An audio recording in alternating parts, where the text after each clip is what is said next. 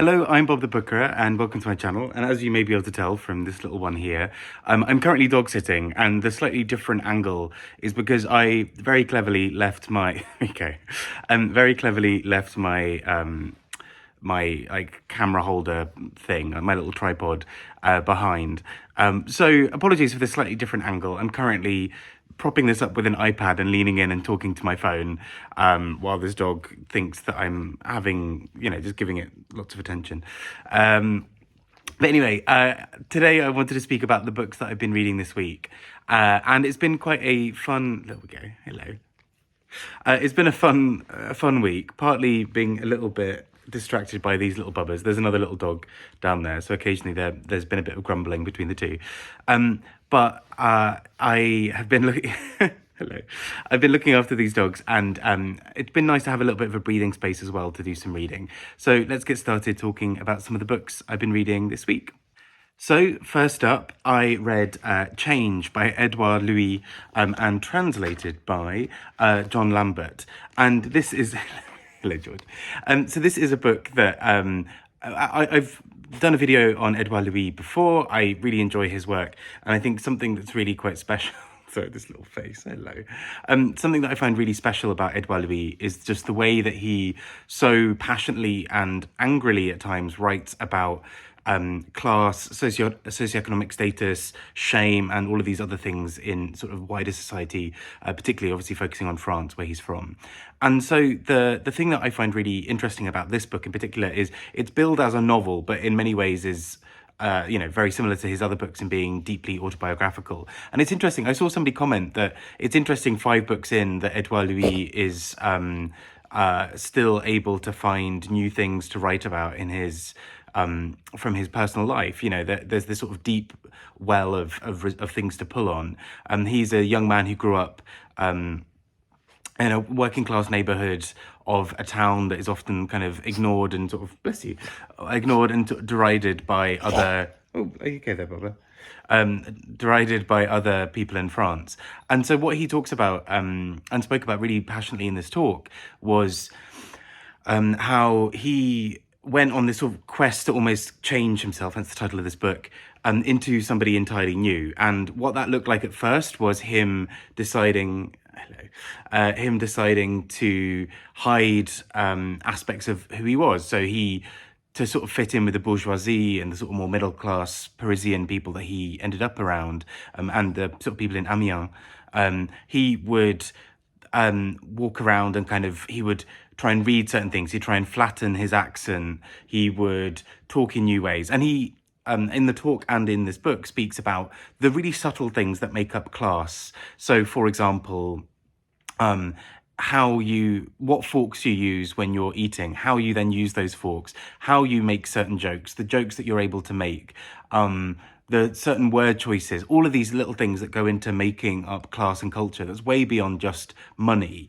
And so he talks about how even if he were to gain loads of money overnight, he wouldn't necessarily be able to move classes in any real way. And kind of complicating this as well is his sexuality. So he realizes during this book that he's a gay man.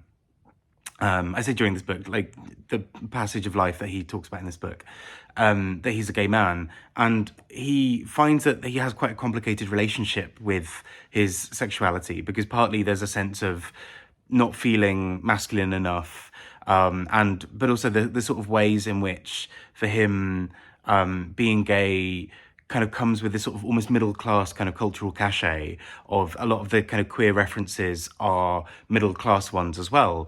And so he's not really able to fit in that kind of milieu in quite the same way. So it's just really, really interesting. I really love his writing anyway. And I think this is possibly one of his best.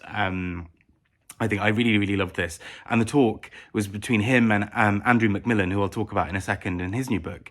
And the thing that was so fascinating about watching these two men talking together is these are two working class gay men from parts of the country that are seen as really other. And I just thought there was such a fruitful conversation about the ways that we don't allow working class people often to be able to talk about their experiences in quite the same way. And it's so interesting. So yeah, I really, really love this. This is sort of easily kind of going into one of my top books of the year. And he also very kindly signed it. So I've got like a little signed bit there, which is very, very sweet as well. Next up, as I just sort of alluded to, Andrew McMillan with his novel Pity. So Andrew McMillan is a poet, first and foremost. Well, primarily his first 3 books were all poetry collections. And as a poet, I think probably my favorite poet, I think, which seems like a bold statement, but also his work has really touched me and moved me in so many ways. And he often writes about some of those similar things around class and sexuality and identity and all these other things. And in the conversation, he also alluded to it, but his novel Pity kind of in many ways explores some of those same themes. It's quite a short novel, and it's just come out. And it's a novel that really looks at sort of different generations of men, particularly working class men in Barnsley in the north of England. And one of the things that comes up repeatedly is this sort of these delineations really that are made in terms of masculinity and class. So working class men are often perceived as having a very specific form of masculinity, and middle class or upper class men are seen as being more effeminate or whatever. So for a working class gay man, as in this book, what that can often mean is that by coming out, somebody automatically thinks that you are also being a kind of class traitor as well. So it's this really interesting dynamic. And I think he explores this really interestingly through a couple of key characters in this book. Barnsley is an area that sort of has, well, basically mining comes up a lot in this book, and particularly the kind of relationship with the north of England and many other parts of the UK to Margaret Thatcher, who we'll also touch on later. This week's reading has been oddly kind of connected. And what he talks about really passionately about in this book is sort of the ways that people's sense of identity is so linked to sense of place. So people in Barnsley are seeing their community as having been attacked by this outside person in Thatcher, and Thatcher therefore is having sort of taken something away from the neighbourhood, and kind of in some ways demasculinizing or emasculating, I guess, various parts of their identities. But anyway, this novel really explores that, and particularly through a character who is a drag queen who mostly dresses as Margaret Thatcher. And so there's something really fascinating at play here, because Margaret Thatcher in this community is someone who's reviled and deeply distrusted, and queer people are also not always given the best kind of time, essentially, either. So a drag queen dressing as Thatcher seems to be both this kind of subversion of that idea and kind of playing around with it, but is also seen as quite a threatening thing, but is also a way in which people are able to then mock Thatcher or to kind of defang some of their thoughts around her. So it's really fascinating. I mean, it also, this book, I think, does something really, really funny. So actually, after the talk with Andrew McMillan and Édouard, Levy, I spoke to Andrew McMillan very briefly and held myself back from just basically being like, I love you, and instead just spoke about this novel to him and just said how much I enjoyed it. But one thing I also really enjoyed about this book is it has incredible drag queen names. I'm a fan of puns. I'm a fan of drag queens. Drag queens with really good pun names is sort of one of my favorite things on earth. And there was sort of somebody very kind of around the time of the miners' strikes and Thatcher, somebody called Arthur Scargill, and at one point there's a drag queen in this book called Martha Scargill, and I laughed out loud at how audacious it was to have that drag name in this book and how good a pun that is. And anyway, I'll stop talking about this book, but it's great, and I really love Andrew McMillan's sort of slightness and lightness of touch, and I think particularly in this book, even though he's more focused on specific touch points, I think he does something really quite special here in terms of how he talks about there's a real love in this book for the men he grew up with, whilst also acknowledging that there's something quite complicated about this sort of Northern English working class masculinity, and how there's something both beautiful and profound in it, but also something quite difficult, and kind of reconciling those two things together. Next up, and linked to that, I read Rory Carroll's book, Killing Thatcher. And this is a non-fiction book that looks at the attempt by sort of various groups at the time to assassinate Margaret Thatcher. This was a sort of a really pivotal moment, essentially from people, some groups from Northern Ireland, particularly during the really complicated parts of the Troubles, to put it lightly, in which Thatcher was seen as sort of a real enemy towards various goals being met from various groups. And so that's, again, to put it very mildly. But I think what this book does really exceptionally is takes the story of Thatcher and Northern Ireland, explains it in a really accessible way, I think, and also talks about these moments that led up to the attempted assassination of her. And what's really fascinating, I think, is, I think, whilst not sort of letting people off for crimes, I think he really explores what the tensions were for people at the time. So why people felt like this was their option. Thatcher actually very nearly was harmed in the attack. It was in a hotel in Brighton around the sort of Conservative Party conference. But she was sort of just basically a couple of minutes away from having been in the room that would have had the most damage from where she was. And so this is a very near miss. And this book, I think, very interestingly explores some of those things in a really beautiful way. And I say beautiful, it sounds like an odd word to use for this, but it really humanizes so many parts of what happened. So people who were caught in the crossfire within this, innocent bystanders who were hurt or killed in this attack. It also looks really at the kind of the peace process and various other things, and kind of in some ways explores what could have happened if Thatcher had indeed been killed or injured in the attack, like what that would have meant for future politics within the UK and globally. And I think this book almost at times reads like a novel. It was so, for a non-fiction book, it has this real paciness to it. Where I as someone from the UK who knows that Thatcher didn't die in that incident, I was reading this almost as if I would find out on the next page that she would die. It had that almost kind of thriller-like aspect to it, that there was this sort of a real paciness to this book that almost made it sound like we didn't quite know what was coming next and there'd be this huge twist or whatever. So I think it's just a really brilliantly written book, and just really informative and really clever in so many ways about the politics of that time. Next up, and a very, very different book entirely, The Tidal Year by Freya Bromley.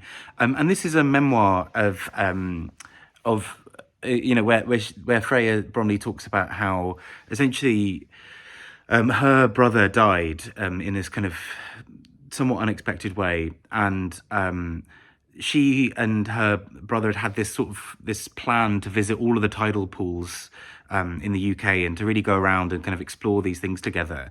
And in the aftermath of his death, she is really trying to understand who she is now and what to do. And for a while, the only thing she can really think of is to carry on exploring these tidal pools. And it's a really beautifully written book. I think that in so many ways, but it really looks at this process of grief and mourning and loss, and how to sort of try and celebrate someone's life. But also there's a kind of conclusion she comes to at one point in the book where she realizes that she can't just kind of give over everything to loss and to grief and only ever live in that moment. So it's quite common after somebody has died, particularly unexpectedly, that someone really takes up the mantle of doing something to honor their life. And that might be some kind of project that they pour all of their energy into to kind of seal the deal and sign this person off, put behind them this death in a really meaningful way to kind of honor their last wishes. Which is a really beautiful thing, and I think it's a really gorgeous thing to watch how humans do this. I say this like I'm not a human, you know what I mean.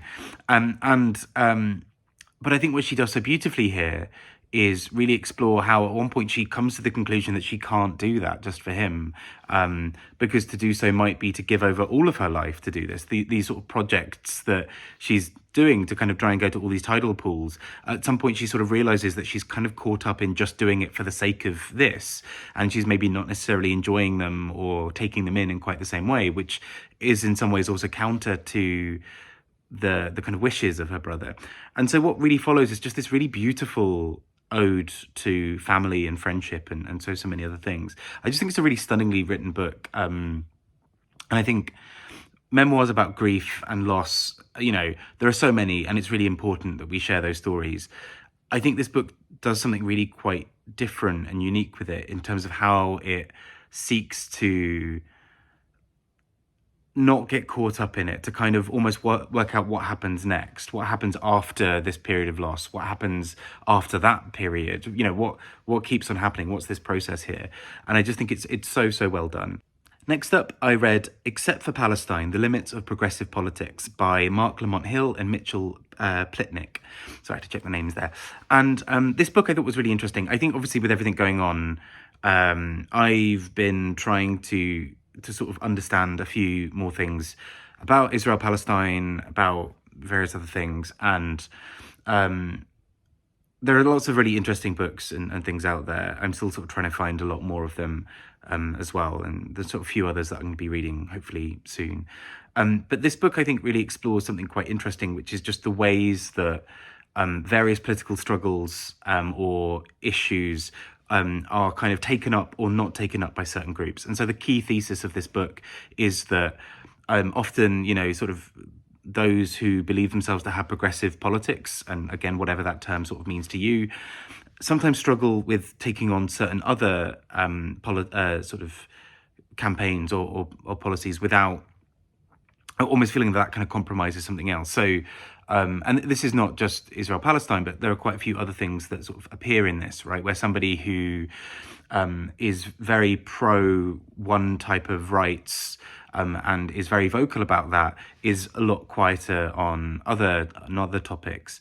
And I think this book makes a case that there are several moments where people, particularly, I think the UK and the US get called out a lot more in this. People who would typically see themselves in more progressive circles, whether in terms of being more left-wing or having more kind of liberal outlooks on the world, or perhaps being more pro-feminist or pro-LGBT rights, struggle when it comes to the topic of Israel and Palestine. And in some ways, I see myself as somewhat within that group, as in it's one of those things where I find myself needing to sort of step away and sort of reading a bit more and trying to understand a bit more. Whereas for other things, I kind of almost have more of the vocabulary for how I might talk about it. And so this book I thought was really interesting for kind of probing some of those thoughts. Particularly, I mean, the book has a big US focus, some UK focus, but particularly talking about how the US has this kind of complicated relationship with it, partly because of the US as a global power, sort of financially supporting and sort of in other ways supporting Israel, but also just the ways that conflict is often spoken about. So, and again, this is not me saying I have any answers on this at all. I'm still very much learning on this. But I think this book has an interesting thesis that it probes at, which is how we then, the kinds of ways that various politics intersect and don't intersect, and how this is one of the ones that is often in the kind of exceptions for a lot of people. Very different indeed. Deborah Levy's Hot Milk. And this is partly me being on my book of nonsense, but also partly because I feel like Deborah Levy is one of those authors where every time I read something by her, I'm kind of just intrigued by what she's just done there. And Deborah Levy in this book does some really quite fascinating things. There are a few characters who are these slightly mysterious figures. There's one woman who is half Greek and as a result has this sort of Greek name. And we learn a lot about her in her life, which all sounds very vague, and I'm keeping it slightly vague because of where this book ends up going. But essentially it's this very complicated web about who we are and who our families are. And what soon transpires in this book is that our central character, as sort of viewed by other figures as well, is this real outlier and kind of outcast. And it reminds me a lot of, I mean, the only other, I think maybe 3 Deborah Levy books I've read, Swimming Home, the Man Who Saw Nothing, The Man Who Wasn't Nothing, something like that, and August Blue, is there's this kind of very mystical, ethereal quality to the way Deborah Levy writes. And it's so interesting because there will be these real moments of brutality and reality and sharp focus on something. And there'll be something that kind of just floats. And in this book, we sort of watch how the sort of parameters of reality for this character seem to float somewhat. And she's sort of viewed as this outsider, but her outsider status allows her to watch everything that's going on with razor sharp detail and allows her to be this this figure who in many ways sees everything for how it is. But also she doesn't really belong in the setting. She's this character who perennially is stopped, and she's noteworthy in the kind of world around her. She sticks out, and she's really bizarre in that sense. So I found this book really interesting. I Hot Milk, and it just does these very odd sort of sleights of hand. We really go a lot into memory and the failings of memory. We look a lot at the ways that this character can't quite connect with people around her, or when she does, the connections seem to go wrong, and all of these other things that are just here in the story. And I just find her really captivating. She's just she's a really interesting main character because in many ways we know everything about her, but absolutely nothing at the same time. Really, really interesting book. And last but not least, a book that I'm currently reading, but I'm kind of getting through fairly quickly, so I may as well talk about here, because by next week I will, hopefully there'll be some other books. But that is The Queens of Sarmiento Park by Camila Sosa Viada, and translated by Kit Maude. And so this focuses on a group of women, or a group of people who, in many ways, I don't know, it's this really strange sort of setting in some ways, but a really interesting one of voices we don't often hear. So it's a group of people who sometimes, kind of in the UK, we would maybe sort of label more as sort of trans women. And in Argentina, there's a specific word used, which is travesti, and it doesn't have quite the same connotations in some ways as sort of transvestite or whatever would in the UK, but it's kind of almost choosing it as like a third gender, right? These people wouldn't necessarily consider themselves trans women, but travesty would fit for them. And what happens, many of them, because of the nature of their circumstances, work in sex work. And this book talks really passionately about the ways that community is formed for these travesties, in a way that is so outside of the kind of norm. So, for example, they have their kind of house mother, who's sort of looking after them. And, there are all these almost sort of slightly fantastical elements where they keep on referring to her being 187 years old and all of these other things. But there's this real knowingness to this book where the brutality of parts of the situation that they're in and around, right, with not having much money, with some of the really dark sides to sex work, some of the really complicated sorts of ways that their lives are mapped out through violence and poverty and various other things. And these characters are trying their best to get through life, and in the meantime finding all this real joy and silliness and absurdity, but often having to really face the really harsh realities of what's going on around them. But as a result, this book kind of has this real almost wisdom to it, I think, that I've noticed so far, of the ways that the characters try to compute what's going on around them. And often the way to do that is to face it head on. They have incredibly dark kind of gallows humor. They have incredibly real conversations about what's going on around them. But equally, there's love, there's family, there's joy to be found in this kind of, under Madame Encana's sort of house, where they're all looked after and they're kind of cared for in this really interesting way, but in a situation that seems from the outside so brutal. And I think that's what's so special about this book, is the way it kind of gives a voice, or amplifies the voices of these travesties who are just trying to get by, but finds those moments of joy and love and family within all of that as well. So those are the books I've been reading this week. I hope you've been having a good reading week. I realize some of these sound quite heavy. I'm okay. It's been an interesting reading week. Partly as well, being with dogs, I've had a lot of time walking, which has meant that I've had a lot of audiobook time, which has been lovely. But really interesting to kind of knuckle down and enjoy some of these books as well, and just really spend some proper time with them. I'm really excited. I've got one more week with these dogs. I'm going to hopefully sit down and get some other really good reading done.